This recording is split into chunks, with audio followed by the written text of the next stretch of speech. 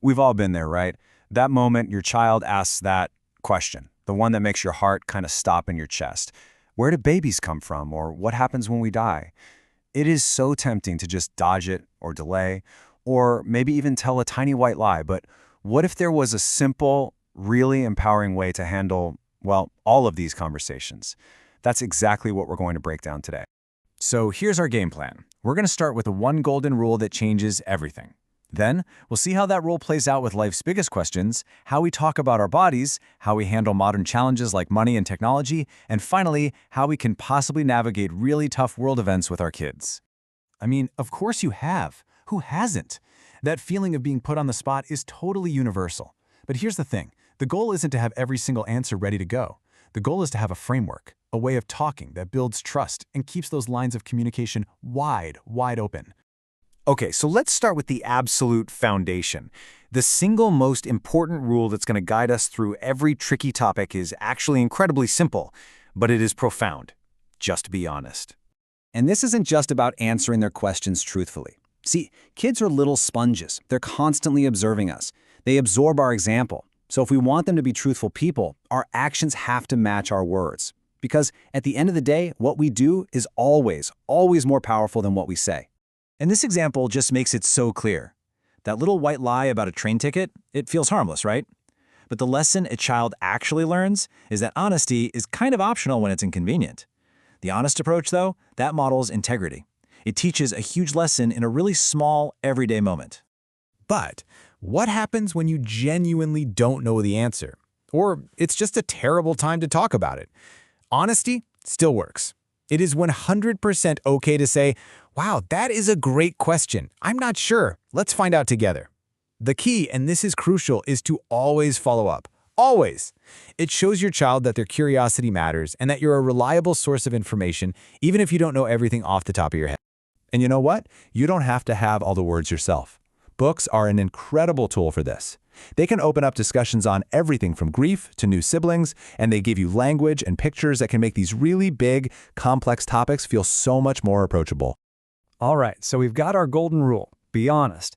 Now, let's really put it to the test and see how it works when we apply it to some of life's biggest, most intimidating questions.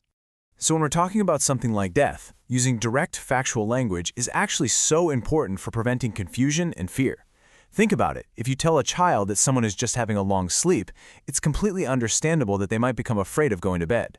But using an accurate word like died, and then opening up a dialogue, some people believe this happens. What do you think? That gives them a safe space to process and ask more questions.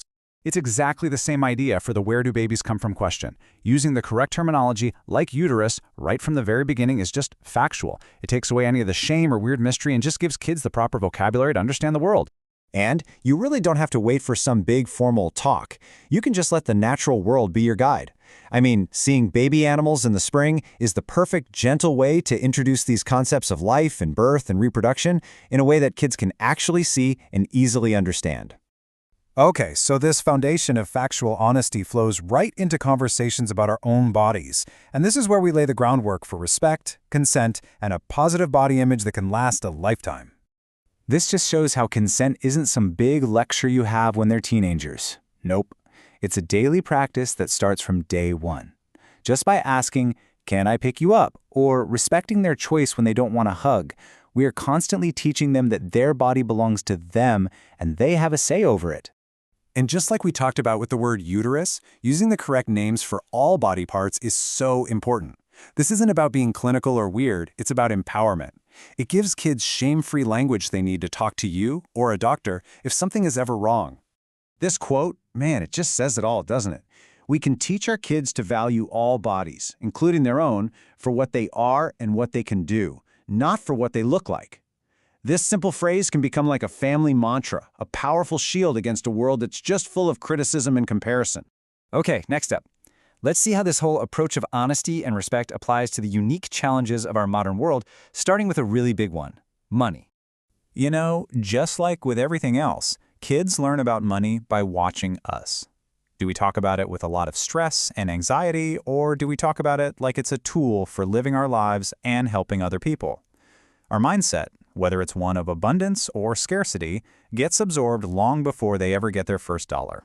Now, here is a really fascinating way to reframe allowance. If chores are just part of being in a family, of everyone contributing, then paying for them sends a kind of a mixed message.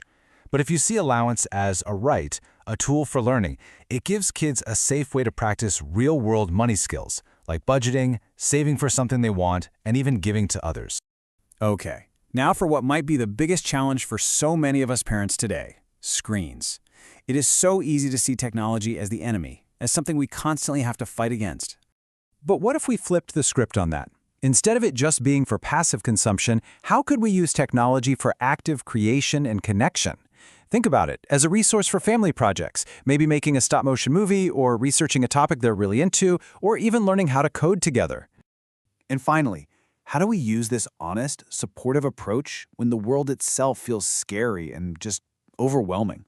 How do we talk about things like war or natural disasters or the climate crisis? This framework is so good because it's clear and it's manageable. It starts with the most important step. Take care of yourself first. You cannot be a calm anchor for your kids if you are drowning in your own anxiety. From there, it's about protecting the youngest from the news, listening before you speak, offering simple facts, and maybe most importantly, modeling how to help. Because ultimately, we empower our children not by pretending that bad things don't happen, but by focusing their attention on the human capacity for goodness. This classic advice from Mr. Rogers is timeless for a reason. It shifts the whole focus away from fear and toward action and hope. So in the end, this isn't about having one single perfect conversation. It's about building a foundation of honesty and trust, one small, truthful moment at a time. So the only real question left is, what conversation are you going to start today?